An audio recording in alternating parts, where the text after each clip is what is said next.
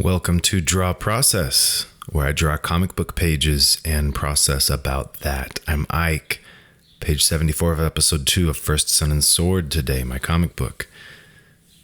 A lizard man is clawing his way onto the boat. We'll see that in the first panel, just a close-up of his hand. And then him pulling himself onto the boat. This is a moment where we're letting time stretch out a bit. Everyone's just watching it happen. They're kind of in shock. So taking a few panels to show that, have him make his entrance. Also, the way in which he's pulling himself over the edge, you get the feeling he might be weakened some at this point after their earlier fight. I'm laying out the boat here. It's got two masts there, beams there that I've got to position in a way that seems correct for the boat design, but also does not block the view of the things that I need to put there. And then we're going, and it went pretty quickly, you'll see. And then I get to this part, which I accidentally didn't record or lost the recording of, but you'll see it better in a minute. And I'll just walk you through that. And this is where I came back weeks later to do the final pencils, which I did last week. And so I'm going over it with a heavier pencil. And here's the final panels. The lizard man standing there looking intimidating. Everyone's faces when they're in shock. And the captain, looking surprised and bowing down in awe or in, I don't know, maybe it's his orders. It's not clear in the story and it doesn't matter, but he bows down there.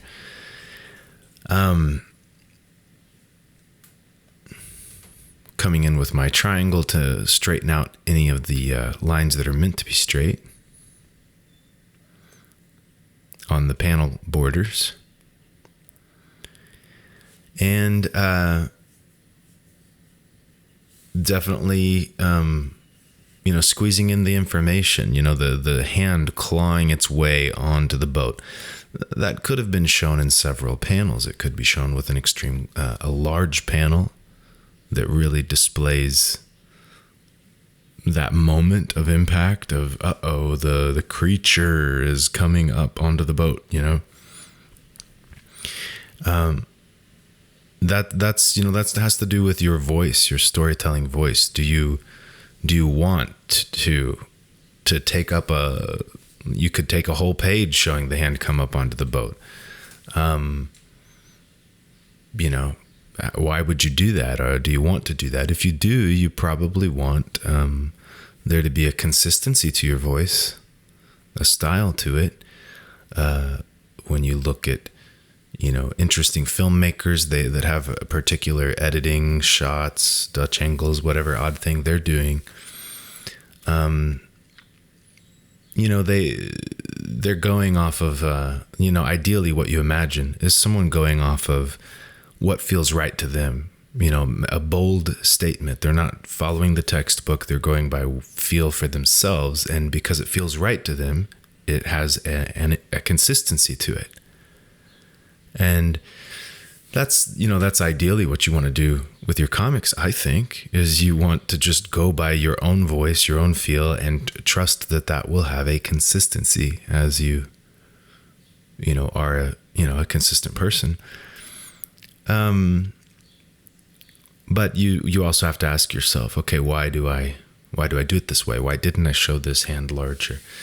For one, it's the economy of it, that having the hand and him get on the boat in this narrow space at the top of the page leaves a lot of room to get from a particular point A to point B. By the end of the page, I've gone from point A to point B.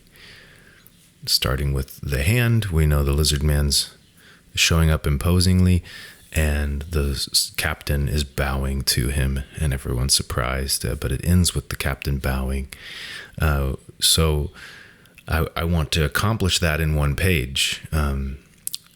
That's by feel for me, but I do think it makes sense to me to to try to get that has to do with your voice. It sort of informs how large the panels have to be, how much you can show in between point A to point B in a page. How much can you show?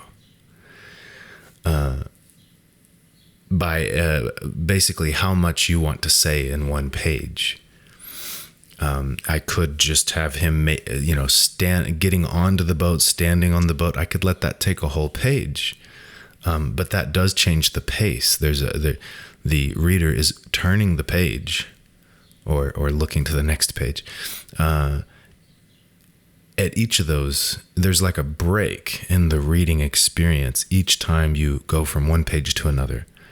And if you set those breaks like really often, like him getting onto the boat is one page, him standing up and their reaction is another page, them bowing is another page. If you break it down, you have to deal with the reality of the stutter effect of a page is a beat, or there's a pause from each page. Technically, that's not true with an infinite scroll, which is one of the reasons I don't like the infinite scroll. It doesn't have those breaks built in. Same thing with reading a physical book. The breaks that are built in to turn the page does something to the reading experience. Yeah, so what you want to say in a page might influence how dynamic you get, how expressive you would let things get in terms of like real estate they take up, especially.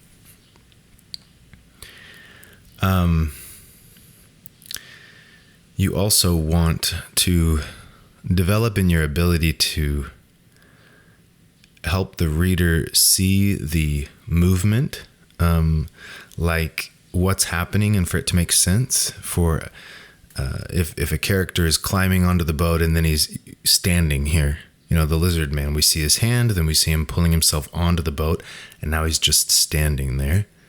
And the other figures are doing certain things too in each panel.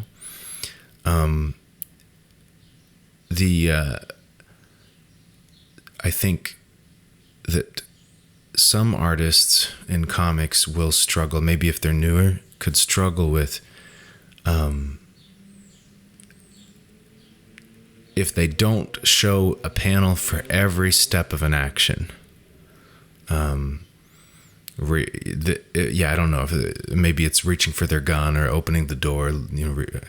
If they don't show every step of an action that has multiple steps to it, then they're not able to convey it very confidently or clearly what the action was that was taken. It loses its sense that this is a real person, a real character doing a thing. Or it doesn't make sense what happened. And so they may err on the side of showing every action.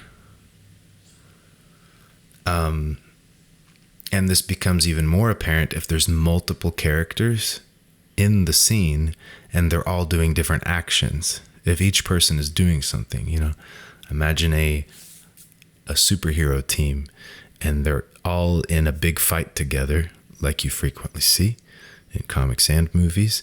And somehow you have to get a sense of what each person's doing in the fight. And sometimes they're in the panel together, or you see primary information in the panel of one fight, but in the background you can kind of tell something else is going on. You got to give elements that track. And sometimes there's panels in between before you come back to a particular, character or action that's involved in the scene. So you're taking a pause from it and coming back while looking at other pieces. That turns a simple chain into a pretty complex chain, right? Like, weaved rope, So then it gets more and more complicated and difficult to show that. And you should challenge yourself with that too. If you're making comic books, and you tend to tell stories that have just one character going through an environment or something, and it's just, maybe it's psychedelic or something. It's almost like not really an environment, but any layer of any level of that, any level of just one character doing things, is way easier to do. And you might choose to make comics that way to make it easy on yourself. Like even subconsciously, just trying to take it easy. It might feel like a nice flow state. It might feel good to do. And there's great stories that are like that. So don't get me wrong on that. There's great things that follow that style. But if that's all you can do, then you might want to think about that. You might want to think about what if I tried to tell something way more complicated? Like in this comic, it's probably the most complicated scenes I've ever had to do, with several different people in in each fight, in each scene. That's good for me. That's good for my development and my ability to tell these stories. And so when I chose to write this comic, I chose something ambitious. I wanted lots of environments, lots of characters, different environments. I wanted to give myself plenty of variety so that every time I come to draw this story or the next story in the series, I get something new to do. It keeps it interesting for me, but it also makes it challenging. It means that I get to keep developing. And I want to get good at this where it feels as easy as drawing stick figure comics, that I can just throw together these stories in complex environments. And yeah, they're going to be loose and rough, and they're not going to be super polished looking, but they're going to be consistent. They're going to be pretty good. And I'm getting somewhat there already. I mean, this is going to ink from pretty rough pencils, and it's a pretty quick style. And I've already simplified where this is the thumbnail that I draw right on top of here and ink right on top of. Gotten where there's almost no whiteout or adjustments made, because that might have been different when I used microns and stuff, because if I had less lines on the page, simpler lines, a misplaced line was a serious problem. Like it's out of place. But this is getting so sketchy that I can just draw right on top of mistakes. I can ink right on top of prior inking line mistakes. Like here, his foot needed to be positioned there, but I already drew the background behind it a bit, and I just went with it. It's good enough. And this style of inking allows me to do that. And the style of coloring I've developed is to make it easy on myself, but down the road, I'm thinking I won't do any coloring. Keep it in black and white. Maybe use some ink wash, but that would require, I think, a change in my inking style here for that to look good. So I'm not quite sure if I will or how that would be accomplished.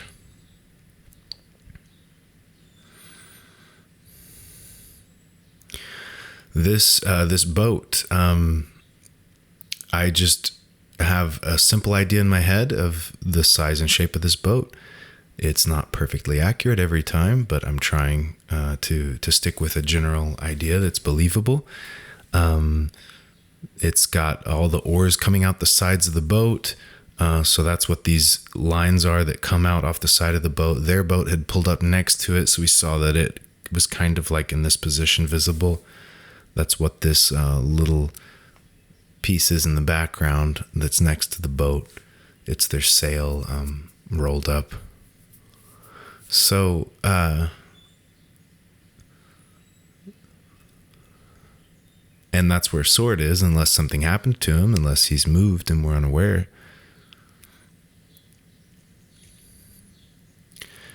But yeah, and these are very rough figures, and I'm just throwing them in with the ink, basically drawing with the ink here. I do avoid inking where my hand is going to be, you'll see I kind of focus on the top left.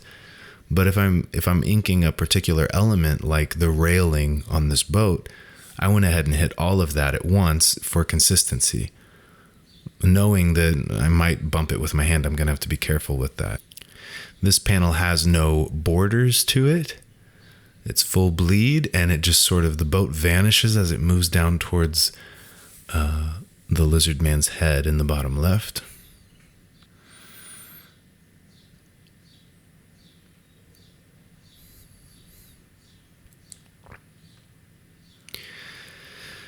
And yeah, this is a great example of very, very loose pencils and just cartooning it in and making it look, good enough. There's going to be almost like the way I lay in these hatching lines gives you a hint that there might be people over there. You'll see these kind of empty spots in the hatching. It's as if you can see a little bit of a rower, oarsman, whatever, sitting there.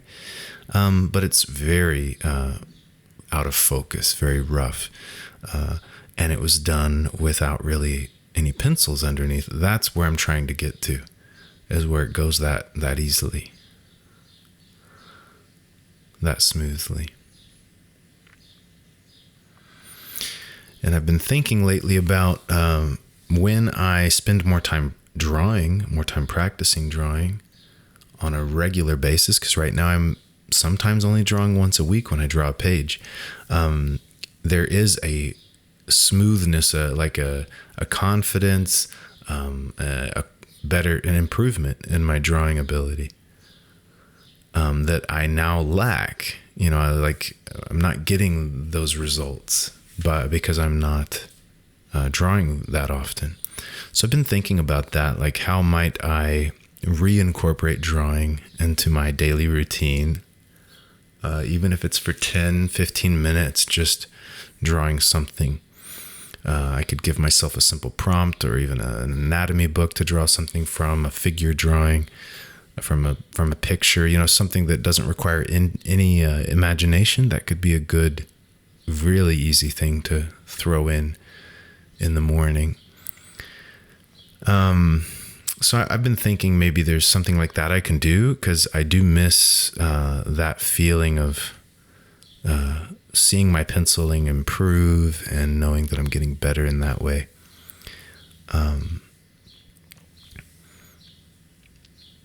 And I'm looking forward to drawing more often. Once I don't have to color these pages, it'll save me some time.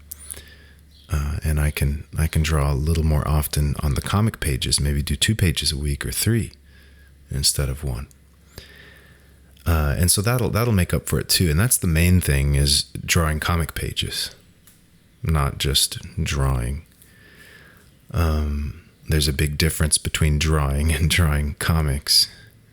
And so that's the main thing I want to practice. But I've been thinking about that. I've mentioned on here in some of these videos that lately I have felt less inspired or motivated. And I wonder about it. I question myself. I wonder, why is that? And I think we could say that it's because I'm putting less time into my art. It might seem like I'm putting less time because I'm less motivated, less focused on it. But at the same time, there's a way that putting time into something makes you care about it. You begin to care about it. You identify with it. You think about it. You obsess on it. It becomes part of your identity. That will naturally occur if you give time and attention to something. So, if I can make more time for this, then that will solve the problem. That will, not that it's exactly a problem, but it will help me improve my focus and passion for what I'm doing here, which I feel would be a good thing.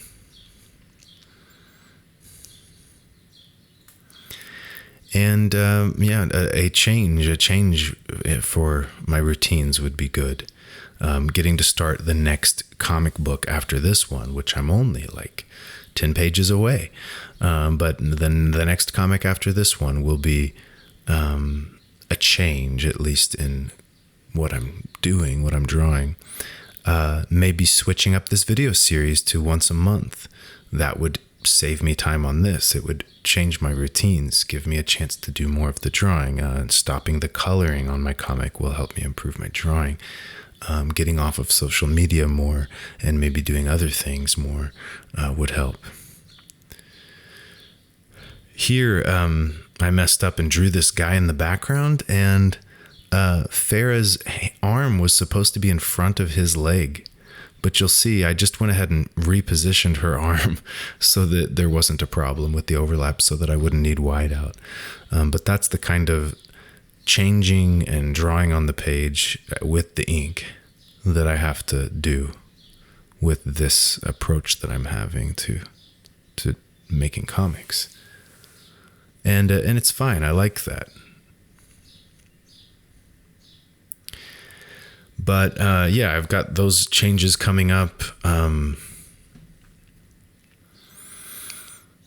that will help me change things up, and that might be motivating. Getting this new book out, motivating. It'll be fun to have something else to show people. Going to the convention this past weekend. Going into that convention, I could tell I wasn't as excited as I sometimes am or used to be about going to cons. Maybe partly I have no new book for the last few cons. Nothing new really to show. And I've got other stuff going on. I had even stuff going on that weekend that I was going to have to like juggle. So that affected it too. And it was just in town, which is a little less exciting than like prepping to leave town for a convention. You kind of anticipate seeing the same people you typically see at the convention at your local con. So it's a little less exciting. But getting to go and talk with people, especially other creators and artists, whether they had a table or just attending to enjoy themselves and learn things, and that was especially motivating. Just seeing other creators doing all the same work I'm doing, putting in the work to develop their practice and create their stories and books and art. It was very inspiring. There's some people doing amazing things. And I'll definitely talk about that more as like someone's Kickstarter will be ready soon, and I'll share that. But that is very inspiring, and it definitely motivates me to want to do more, to think anew of what I'm doing and how I can do it.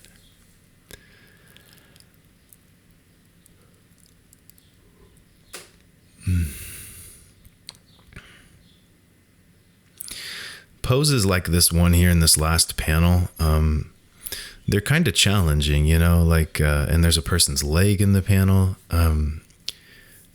with the camera's a little high looking down.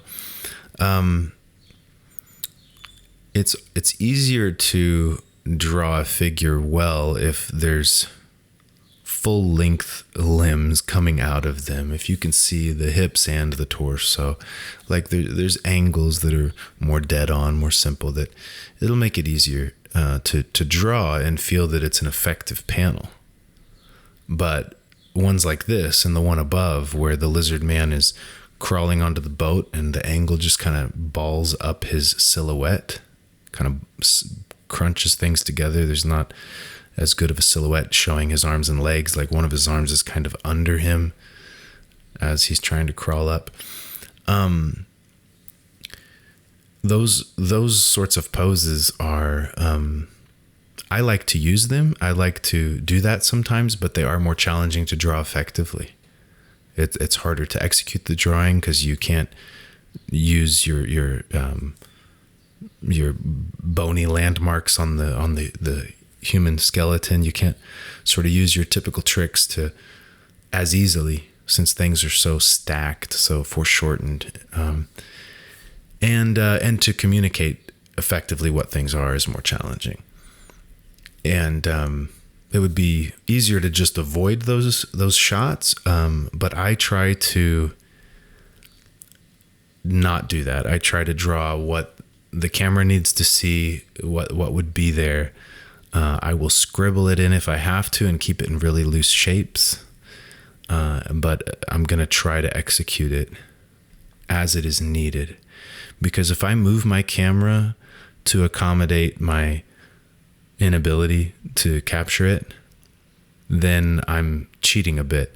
I'm shortchanging my future self, who would be happy to have got more practice, to not be restricted by my drawing ability, but free as my imagination will allow. That's also why I draw in this looser fashion now, because if my imagination is going to see a giant cityscape, perhaps filling half a page or an entire page, then I need to be able to draw that in a few hours at most. So if that's what my imagination sees, I need to be able to do it, and I need it to be pretty quick, or I'm not going to do it. I'm going to avoid it. And then I'm not letting my imagination guide me. I'm letting my limitations. And that will feel like, it'll lead to burnout for me, because it won't feel like being creative and free. That's it for this week. Thank you for tuning in again. I hope you enjoy something from this that you can take and use for your own practice. See you next week.